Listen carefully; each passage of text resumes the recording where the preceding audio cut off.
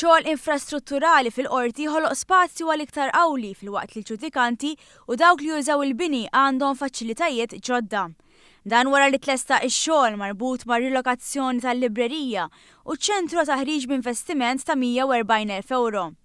Permezz din ir-rilokazzjoni, dan l-ispazju se jintuża biex isiru żewġ qawli oħra biex ikomplu jistemaw aktar każijiet fil-qorti.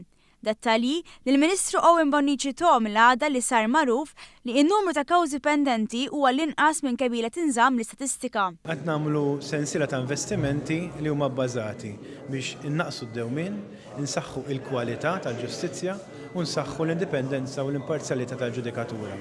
Ġudikatura tajba irid ikollha sistemi fejn ikun jistgħu jitħarġu u jtejbu l-preparazzjoni akademika tagħhom. Inutli jkollok qorti sabiħa jekk ma jkollok ġudikatura li ma' kull ġurnata tkompli timxi l-qoddim fil-preparazzjoni akademika. Tal-istess fema huwa il-Prim Imħallef Silvio Camilleri li stqar li minn dan l-investiment se jkun qed igawdi l-pubbliku ġenerali b'aktar effiċjenza. U minn barra spazju fiżiku, iċ-ċittadin issa jista' jgawdu wkoll minn servizzi ġodda online, hekk kif tnedew żewġ servizzi li jistgħu jintużaw mis-sit il-ġdid tal-qorti eCourts.gov.mt. L-ewwel servizz huwa il-Get Mobile Notifications li permezz tiegħu wieħed jista' jirreġistra biex jirċievi messaġġ bl-SMS kull meta jkun hemm seduta fil-qorti relatata ma' xi kawża ċivili li jkun irreġistra għaliha. Is-servizz ieħor huwa My Cases li permezz tiegħu wieħed jista' jara d-dettalji kollha tal-każ tiegħu personali meta jkun irreġistrat bħala wieħed mill-partijiet fil-kawża. Iva qed iżidu trasparenza.